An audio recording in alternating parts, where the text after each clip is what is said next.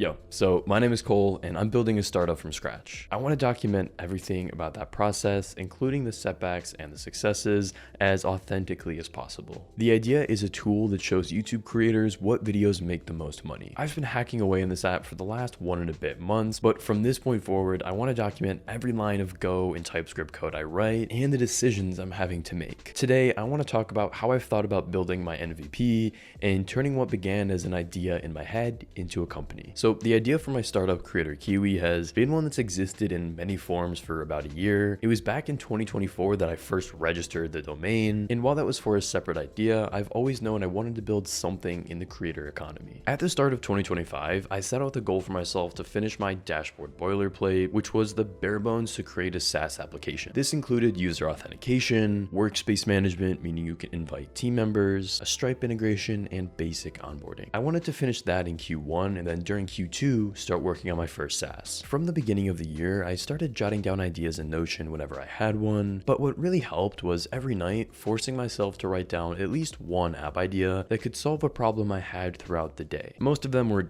but just being in the habit meant that I had a few ideas I thought were worth looking into. If you know you want to build an app but don't know what to build, getting into this practice is the best advice I can give you. Once you have a few ideas, you eventually have to decide on one, and so the way I thought about it was, what app would I have the most unfair advantage with? Being a creator myself who will be dogfooding this product from the beginning gives me a huge advantage compared to if I was building a fintech or something where I didn't have much experience. Now, near mid-March is when I ended up deciding I wanted to build my first startup, and I immediately cloned my boilerplate repo and started work on the onboarding flow for Creator Kiwi. This was super nice because I got to skip some of the boring steps and initial work and just got into build real functionality for this app. I say that, but joining a workspace is still not really functional, and I want to shorten the onboarding flow, but you get the point. Now, this was the point that I started to plan my MVP. My very first idea for Creator Kiwi was more of a general AI content co-pilot that could look at your posts across all channels and help you generate ideas more easily. Very quickly, I realized that would be way too much work and thought, okay,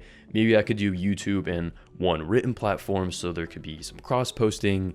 But even that, after a week, I was like, okay, this is getting too much. I decided that the fastest way to ship Creator Kiwi and make it valuable for other creators was to focus on what I know the most, and that's YouTube. Making this a tool for only YouTubers means I just have to think about them, and when the right potential customer sees that Creator Kiwi is a tool for YouTube creators to earn more money, they're much more likely to pay attention and resonate. That being said though, the common trend among each iteration of my MVP was using a combination of analytics and AI to analyze the performance of your content. In making this decision, one of the things I've been kind of worried about, that maybe you've had this feeling too, is yeah, you hear all this advice about niching down and how that makes sense, but it really feels like you're just restricting your growth and making it harder for you to attract potential customers. Aside from what I said about the right customer being more excited, is you don't have to be in this niche forever. I still just think that it's going to make my life and yours much easier if you're only focusing on one avatar at a time. If you talk to 10 different people, you could easily get 10 different definitions for what an MVP really is, but fundamentally, it's the simplest version of your product that you can give to real users and have useful feedback from them. This is far from the final version of your product. It really should just have one core feature that starts to solve the problem you care about. The main purpose for your MVP is to validate whether the idea you have is actually something people want to use and, more importantly, are willing to pay for. If people are throwing money at the first version of your product with all of its jank, it's a great indicator that it's an idea worth working on. What's helped me think through what features I need to build has been writing down the entire user flow. That means from the point they sign up to Creator Kiwi and start using it to when they're publishing their video and seeing the analytics. I'm writing down every step that I thought was important. As you go through this process, you start to get clearer about how a user should go about taking certain actions. This has been super helpful for thinking about how I want to build out UIs, but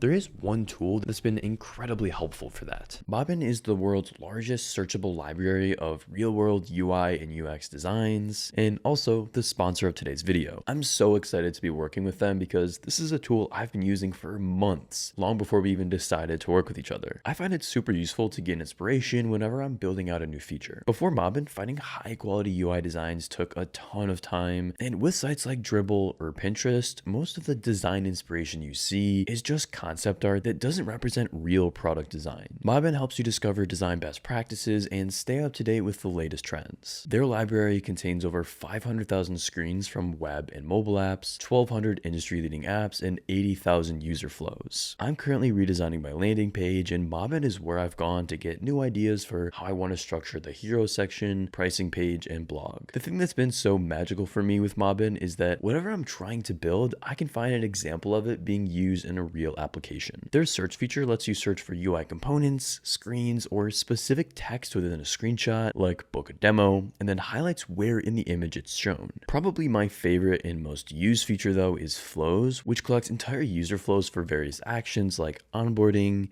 inviting a teammate, adding a note, and so on. I really believe that designing not only a great looking product, but also one that's intuitive and accessible is a serious moat when building an app. So Mobbin is a fantastic way to achieve that. If you want to start saving hours designing every week, I highly recommend checking out Mobbin using the first link in the description. Now, back to the MVP user flow. As you start to write things out, you begin to realize how much there really is to build, and that's where you need to begin drastically cutting things. The question I'm still trying to ask myself is, what is the simplest version of this product that solves the problem of I don't really know what videos are driving the most leads, be that email signups, or sales, be that your digital products, courses, etc. It's very hard to do this because there might be features that you're really excited to work on, but you just have to remember that you can work on those later, and right now it's just vitally important that you build the things people are going to find the most value from. The way I'm really thinking about this is, what is the single most important feature, and then how can I build a really simple and intuitive flow around that? I have a ton of ideas for how I could solve the broad problem of making more money with content, but the one I care a lot about, and I think is where I can have both an impact and build it quite quickly, is providing better analytics about how each video contributes to your goals. This means that a user needs to create a project to manage that video, have a way to upload it and provide any required metadata, and then have a very simple way to generate new short links and integrate with their tools like email, so we can track when conversions from a video happen. Now, I want to briefly touch my tech stack just because I know it's something I used to really overcomplicate, and probably some of you do too. Currently, I'm building the front end using Next.js and the back end with a Golang API using the Qi router. This is a combination of tools I've used over the past year and gotten really comfortable with. I'm not saying that these are the best or the worst tools for the job, but because they're what I know, I don't have to waste time learning new stuff. I can just focus on building the product with the skill set I already have. That being said though, the reason I actually chose both of these is Next is great for SEO, and so setting up blog posts, free tools, etc. is just really nice. And because I quite enjoy writing Next apps, it makes sense to just continue using that for the actual app. I still like to decouple my APIs from Next, and so I'm using a more, in quotes, proper backend language. So Go is what I've went with. Go is a really simple language, and while there are times that the syntax can be a bit verbose, I still really enjoy working with it. There's so much it's able to do with its standard library. The Qi router I use is a very light wrapper around the HTTP library, and all it does is make setting up routes a little cleaner. So that's sort of how I'm thinking about building the MVP for my startup. I hope this video was super valuable if you're currently or thinking about building an app. I write a weekly newsletter where I document the things I'm learning along this journey, so if you want to see more of this content in a written format, there'll be a link in the description. If you enjoyed this video, you'll want to watch this one next, where I share how I tricked my brain to be addicted to coding. Thanks for watching, and take care. Where you walk?